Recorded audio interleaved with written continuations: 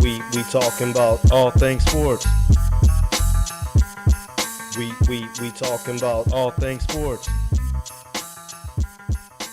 We talking about all things sports. What's up, everybody? Welcome to the Season 2 premiere of Talkin Sports with Mike and PL. I am your co-host, Mr. PL Coulter, and as always, flanked to my right is my right-hand man, Mr. Michigan Mike, Michael Hasso. What's up? What's going on, Michigan Mike, man? How you been liking your vacation? Yeah, it's been pretty good, man. A lot of sports finalizing. We actually get a picture of what's going to be happening, so pretty excited. Right. It's a good time. We missed the people, and it's certainly not to catch them up on since the last time we hollered at the peeps. Yeah, I want to congratulate all of the fantasy football champions. It was a long season, a lot of injuries, but we got through it, so congratulations. Right. And if you actually made it, this was your first league and you got a taste of it, so congratulations if you made it to the playoffs. And congratulations on you for winning the Texas League, Michigan Mike. Good job thanks. by Thank you, my man. Now, as one NFL playoff scenario comes to an end, another just begins. Look, the regular season just concluded last week, Michigan Mike, and we finally have our 2014 playoff brackets. Let's get right to it. All right. Saturday afternoon, the Arizona Cardinals and the Carolina Panthers. Man, I'm going to take Arizona on this one. I'm just not sold on Carolina. You know, they've been up and down with their quarterback and Cam Newton being inconsistent. So I'm going to take Arizona. I'm going to take Carolina in this one. The one thing that I think they both have good defenses. Arizona may be a little better defense, but I definitely like the quarterback as far as on Carolina side versus Arizona. There's just a lot of inconsistency there. Lots of players beat up. So I'm going to go with the home team, Carolina, on that one. Now, to cap off Saturday night, we have the Baltimore Ravens visiting the Pittsburgh Steelers in another grudge match. Yeah, I'm going to pick the Steelers on this one. I think they're better at home, and I know this is a rivalry game, so I'm going to pick the home team. Well, I'm going to agree with you on this one. I like the Pittsburgh Steelers, too, because of Antonio Brown and Ben Roethlisberger. Definitely. They've been outstanding. They've been amazing. Now, your guy, the one who helped get you all that fantasy success, Le'Veon Bell, he may be iffy in this game. You think that may, if he doesn't play, that may sway the favor? Yeah, that definitely will have a big impact, and if he doesn't play, that might, cut it down to like last-second field goal, and Baltimore has a better chance to win that. So. Right, but I would say all things considered, Pittsburgh gets it done in Heinz Field. Moving on to Sunday, Michigan Mike, we have the Cincinnati Bengals returning to Indianapolis to play the Colts. Who you got? Yeah, I got Cincy on this one. I just think that Indy's on a decline. They haven't played as well as the beginning of the season, and I just like the Bengals on this one. On this one, I'm going to take Andrew Luck over the redhead from Texas. What's his name? And Andy Dalton. Over Andy Dalton. Yeah, thank you. I'm going to take him over Andy Dalton, and I'm going to take the Colts at home in this one. Should be a lot of offense, but I like the Colts at home. Okay. All right, and last but certainly not least, we have the Sunday primetime matchup of the Detroit Lions versus the Dallas Cowboys. Michigan Mike, who you got? I'm going to pick Detroit. Wait a minute, let me check for Eagles gear here. I don't have any Eagles gear. I have my Michigan socks on, my Michigan watch on, and but I'm still going to pick Detroit. I'm going to be a little biased. We're going to get to the Michigan gear a little bit later, but so you're going Detroit, huh? Yes, I'm going to pick Detroit. I just think what they excel in is their D-line, and we can talk about that here in a little bit, but... we can talk about that bum right now. You want to talk about him right now? No, yes, that bum named Ndamukong Suh. Yeah, Ndamukong Suh. Right. He actually just won his appeal. He was supposed to be kicked out for this game because he stepped on Aaron Rodgers' leg, or actually his ankle. Right. In a deliberate attempt to... Very deliberate, yeah. Put his whole weight on it. That's like 300 pounds on his ankle. So. How did it get overturned, Mike? Cleats. With cleats. Now, Man. How was he not suspended in this image-savvy, image-conscious league that they're in now? I have no idea. I guess they said they're just going to fine him instead of missing the first playoff game. But it's not like... I could understand that with first attempt, Right. But this is like his fifth attempt on doing this. Right, and this wasn't Jake Locker or, some quarterback that you've never heard of before. No disrespect to Jake Locker. We certainly wouldn't want him to be injured, but you get what I'm saying. You stepped on Aaron Rodgers, a potential MVP candidate. In a primetime Sunday afternoon game. I like the Cowboys at home, one, because I am a Cowboy homer. I am throwing my star up right now. And number two, because quarterback to quarterback, I'm going to just go. This is going to be my quarterback week, and I'm going to take Romo over Stafford. I think the receiving core is equal. I think Detroit has a better defense, but offensively, I think they'll come up just short against that high-powered Cowboys. Yeah, it'll be a good game, though. Yeah, hopefully so. Now, to some not so happy campers that definitely aren't going to the playoffs this year. You know, we just had our Black Monday. I'm sorry, I'm thinking of our 2-14 and wondering why my coach had been there, but we may save that for another day. There was several high-profile NFL destinations are in need of a coach right now, Michigan. Like, I'm gonna rattle off a few of them to you. Okay. You're a coach. You're a free agent. Mm-hmm. Where would you go out of here? Now, we have the San Francisco opening out in the Bay Area. Mm-hmm. Down in the Dirty South, we have the Atlanta Falcons job open. In the Midwest, we have the Chicago Bears, and on the East Coast, we have we really have the whole scope of the country right here. So you got your pick of the way of the land. Where are you going? I mean, going off of like not just destination, but as a head coach job to keep mine over a year, I would say Atlanta. Just because that division is so like up for grabs, right? And like you can get in the playoffs with 6 wins, you know, or something. Obviously, as we've seen with this division this year, right? So I think San Francisco, I definitely would not go. Although I do like San Francisco, the city, but I mean that's gonna be hard shoes to fill, man. I mean, he got you to the playoffs. I don't know why they got rid of him, but thank you as a Michigan fan. Thank you for letting him go. Right. Right. And Chicago, no, I don't want to stay up there in the cold. And of course, everyone knows New York is freezing too, so I don't want to stay up there. Okay, gotcha. Now, aside from coaching, there's also 2 GM positions that are open. I mean, there's one in Chicago, one at the New York Jets. Now, if we're going from roster, the division they're in, and overall scope of what their future projects to be, which would be a more attractive general manager job to you, Chicago or the Jets? Neither I would coach. You're going to bring your own coach in, obviously. Okay, I would choose Chicago just because I like their fan base better. It seems like the Jets are ruthless. Yeah, right. So I would stay away from the Jets. Anything Jets, just let it go. Right, and Chicago is a little more stable. The Jets, the owner Woody Johnson. I mean, yeah, that he scares me. Although, if you're looking from a competitive standpoint, it seems like the Jets will be a lot easier way back to the wild card than Chicago in that tough division. But I just couldn't work for Woody Johnson now. So you know it's a new season, Mike, right? Yeah. And you know we're always doing new things, right? Always new things. All right, so you know that must mean we have a new segment, right? Definitely. And this one is called Stop Playing. That's right. Just stop playing. Now, this week, Michigan Mike, who gets our Stop Playing award? Man, you know who we got to talk about. Man, get him, Mike. Johnny Manziel. Johnny. I'm not even put up.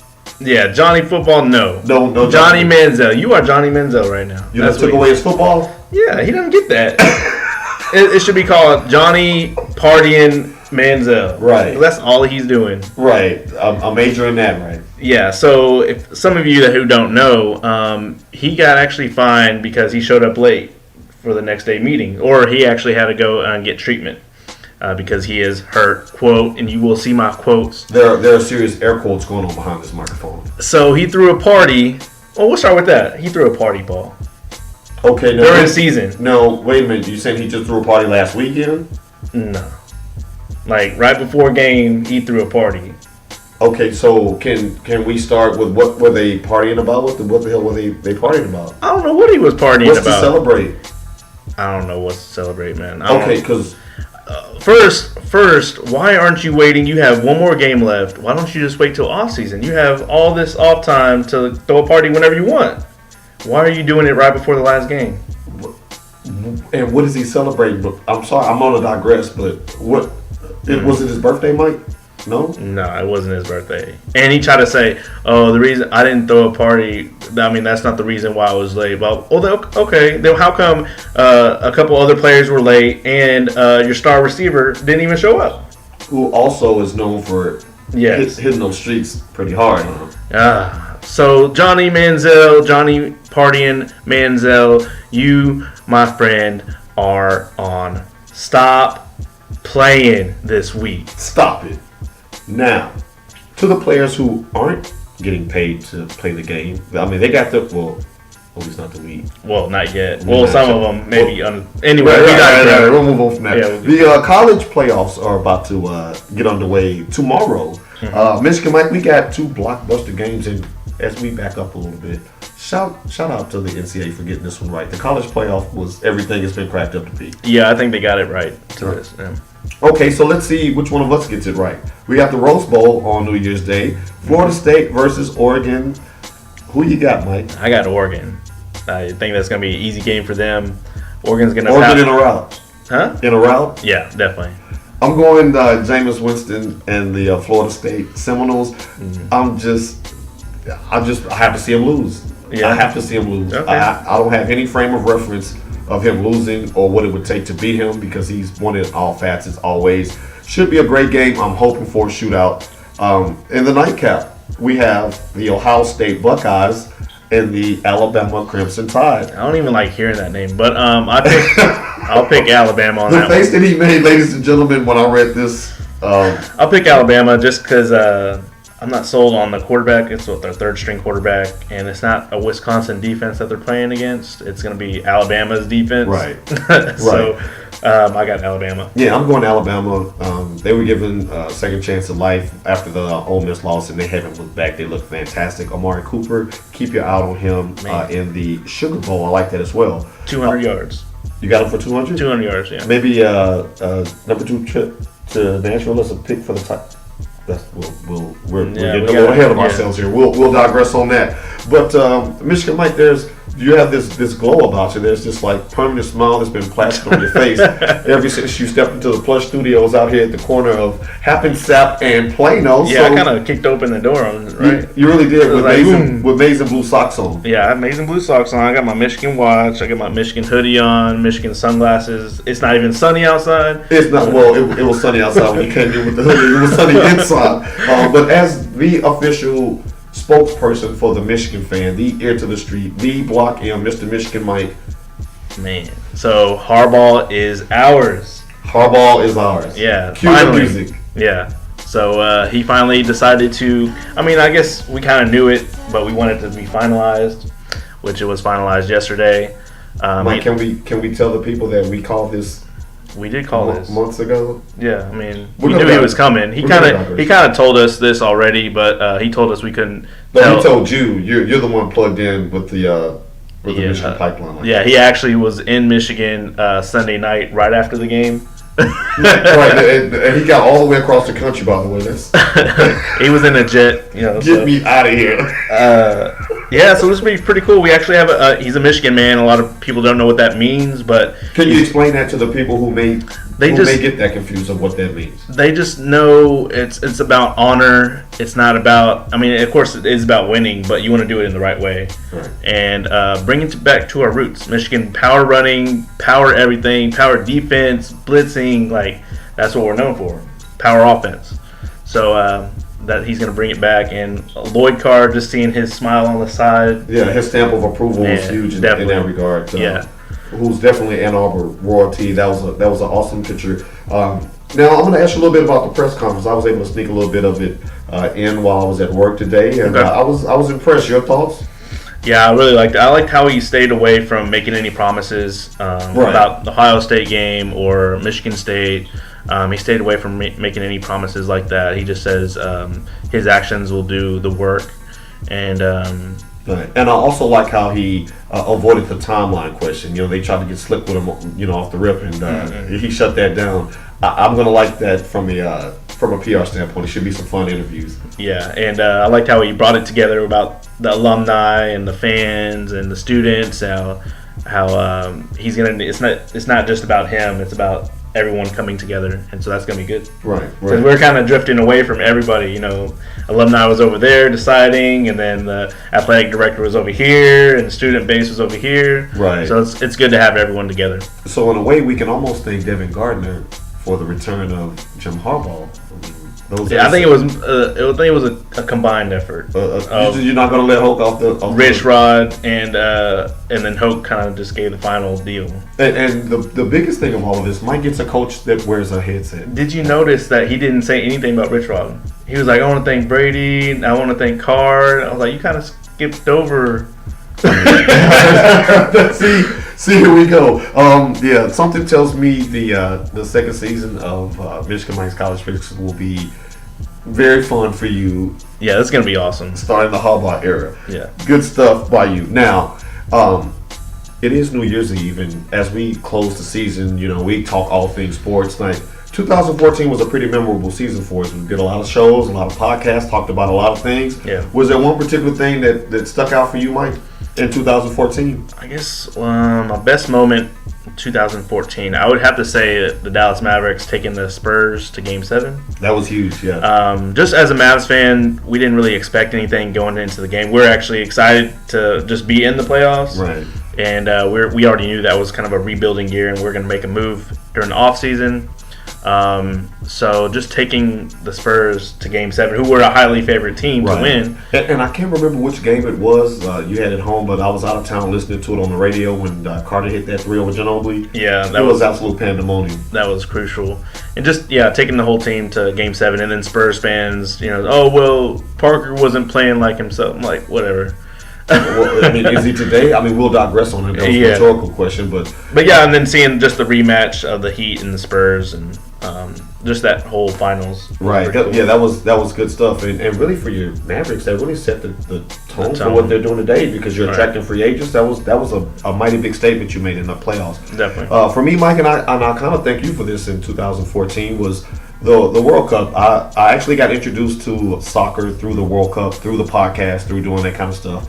Just the research, the going to the bars, the unity, the pride that everybody had, regardless, and not just for the USA, which I certainly did, but for everybody that was rooting for their home countries. It was just an awesome sight, and it was good to see the USA be competitive, and for me to learn something new. So, kudos to FIFA and the United States. Yeah, definitely. All right, so if you have any best moments of 2014 that you'd like to share, or you'd like to weigh in on any of our picks or provide your own, you can always reach me on Twitter at PLCulture. That's at PLCOLTER. You can always reach my co-host at Michael Hasso. That's MICHAELJASSO. Happy New Year to each and every one of you. Life is a sport, so always play to win. Go Blue. Go Blue.